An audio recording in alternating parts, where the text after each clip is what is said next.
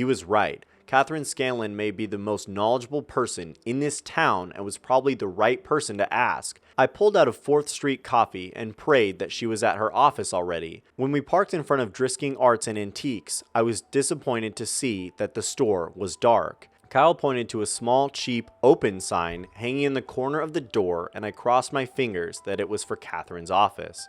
I was relieved to find the door unlocked, and we hurried past all the antiques and blown glass to the back of the store, where we found an open door and Catherine sitting at her desk. "Boys," she stood up at us when we sat down. "You're up quite early for summer break. How'd the essay do?" Great," I said. "Actually, we're here for more help. Personal interest," Kyle added. Catherine raised her eyebrows. "Color me impressed." I needed to get right down to it. If by some small chance Kimber was alive, then every second counted. "We're here because we want to know if Borrasca is a thing or a place." Catherine raised her eyebrow. "I remember that legend as a kid. I'd actually have to tell you I didn't know if it wasn't for Wyatt.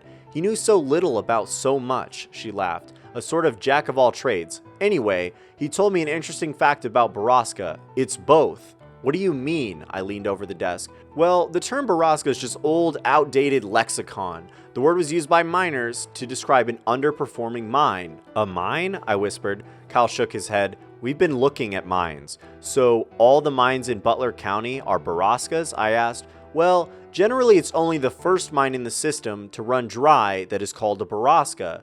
Do you know which mine ran dry first in our mining system?" Kyle asked from where he stood near the door, repeatedly clenching and unclenching his fists.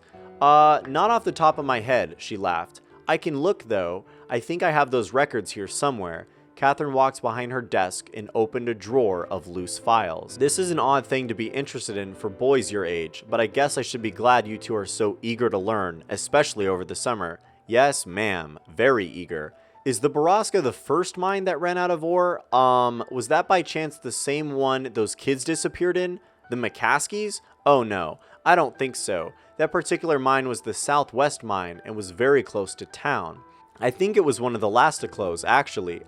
Here we go. This packet should have that information." Catherine spent far too long moving books around the desk to make some room for the stack of papers she had.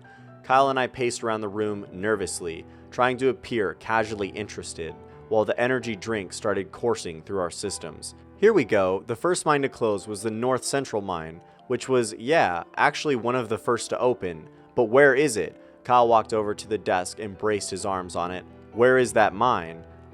Catherine pulled over a different stack of papers and started to fumble through it. After the longest minute of my life, she made an aha sound and pulled out a larger, yellowed piece of paper that had been folded into a standard A4 size. She unfolded it on the desk and leaned over to read the markings. I could see from where I was standing near the doorway that it was a map, and I knew we weren't leaving this office without it. "Let's see. That mine was up further on the mountain, a little harder to get to. See?" She pointed at a small dot on the map that was at least 4 miles from where we'd been looking. "Can we take this?" Kyle asked. "We'll bring it back." "Of course. I'm sure I have copies. Listen, if you boys are going exploring—" "I'm bringing my dad," I lied. "Oh, excellent then. You guys have fun," she yelled at us as we rushed out the building. We didn't stop to answer her. Fun was far from our minds. It's so far from where we've been looking," Kyle stuttered. "We need to get there now, and we need to get a gun." "A gun? Where are we going to get a gun, Kyle?" "From your dad." "He's not going to give us a gun, man." "Fine, then let's scout the place first, and then we're coming back with a gun." That didn't seem like a good idea to me either, but what choice did we have? After studying the map for several minutes, we realized the easiest way to access the mine was through the West Rim Prescott Ore Trail. We parked at the trailhead and made the familiar hike down the marked trail and then up the beaten path, realizing that we'd have to pass Ambercott Fort on the way, and I knew in my heart that we were going the right way. We were walking the same path that so many people before us had on their way to Borrasca, but what had they found there? We passed the treehouse, which was as silent as the morning. We walked on into the woods, further north than we'd ever been before, and soon we were flying blind, hiking in the general direction of the dot on the map and hoping we were still on course. Within an hour, I began regretting that we'd come without provisions, emotional and unprepared. By noon, we had been hiking for 4 hours, and it seemed to me that we were lost. I tempered the welling panic with thoughts of Kimber and Whitney and the answers to the mystery that had absorbed my life for so many years. Kyle, for his part, said nothing and kept his eyes straight and his mission his priority. And then, just as the sun teetered on the apex of the day, we saw an emptiness through the trees and the hard lines of man-made buildings. Kyle quickened his step and I rushed to keep up. When we finally broke through the tree line, I choked on my own deep breath and fell back against a tree as I looked over the quiet encampment. A large wooden signpost that was almost as long as the entire clearing was still standing near the entrance of the mine. It had to be a century old, and though most of the letters had rotted off over the years, from those remaining I could guess that it had once said Drisking Underground Mine. What was left, however, was Skin NDMIN, Skinned Men. That way, Kyle pointed to the north end of the camp. We stepped out from the shadows and into the vulnerability of the clearing. There were several large buildings still standing, and the boarded up entrance to the ore mine was set back in the mountain. "We're not getting in there," I whispered. "Let's try that building," he said, and pointed toward the one nearby, which was the largest and at least 2 stories tall. We counted to 3 and then ran across the camp to the large wooden doors of the old building. They were cracked open, and when we squeezed inside, I had no doubts that death was indeed present in Borrasca. We were standing in what I guessed was a refinery, and in the middle of the room was a large, silver, conically shaped machine, a conveyor belt that fed into it, and the room had a sour smell. Even the dirt beneath our feet seemed to have taken on a crimson tint. "This is the machine. This is where they take them," I said. "This is the place where people die. Kimber isn't here. Come on." I was only too happy to squeeze back out the door of the building and tiptoe around the side. We rounded a corner and almost ran into a recently waxed, shiny green truck parked there. "This is Jimmy Prescott's truck," I breathed. "I know whose truck it is," Kyle growled. We were now on extraordinarily high alert. Kyle dropped to the ground and began to commando crawl around the building. I followed him, waiting to hear a shout or a gunshot, but none came. As we crawled around to the back of the building, Kyle turned around to me and put his finger over his lips, then pointed at the 1-story building that had only been a dozen feet away from us. He got into a crouched position and moved as fast as he could across the gap between the 2 buildings. I did the same. As soon as I reached the wall next to him, Kyle whirled around and put another finger to his lips and then pointed up to the window directly above us. There were noises coming from inside that even me, a 16-year-old virgin, the sounds of sex were unmistakable. We could hear an animalistic grunting and the tired, objecting groans of an old mattress. Unable to help myself, I whispered, "What the fuck?" to Kyle, but he was already gone, all caution abandoned, running around the side of the building. I followed him in through the first door we came upon and was hit in the face by an invisible wall of filth and suffering. The smell knocked me back, but Kyle kept running. I followed him in, past crates of ramen noodles, MREs, bottled water, and boxes I had no time to read. I crossed another threshold and was suddenly surrounded by people. So many people. I skidded to a halt and I realized I was standing in a sort of dorm. Rows and rows of beds on either side of me with people strapped to them, some of them wearing dirty rags and some wearing nothing at all.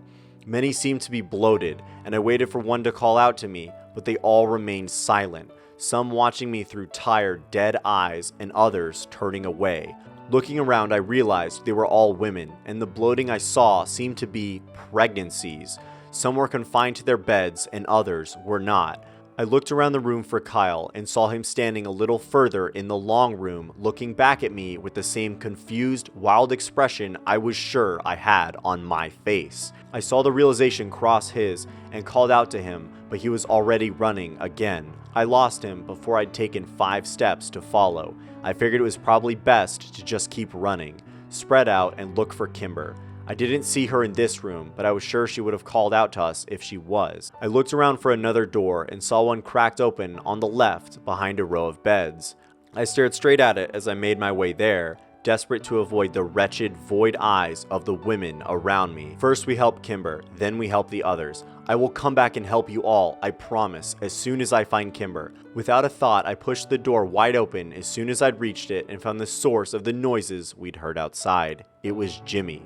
Something I'd expected to see, but the scene before me was not. He was hunched over the bed of an almost unrecognizable, unresponsive Christy, treating her like an animal. She watched me through the slits of her dead eyes, but she didn't call me for help. I thought I saw a tear run down her cheek before she turned her face away from me to the wall on the other side. What the fuck? I didn't even realize the words were audible. I had never seen this depth of human suffering. Jimmy's head snapped around to look at me and briefly registered surprise before he smiled at me in a way that turned my insides to ice. He didn't stop what he was doing, and I wanted nothing more than to run over and push him off of Christy, but to my utter shame, I couldn't force myself to come any further into the room. Sam, Sam, Kyle's voice echoed through the building and immediately cured me of my paralysis. I found myself running back into the miners' dorm and away from Jimmy Prescott and Christy. Kyle, back here, hurry, please, I found Kimber.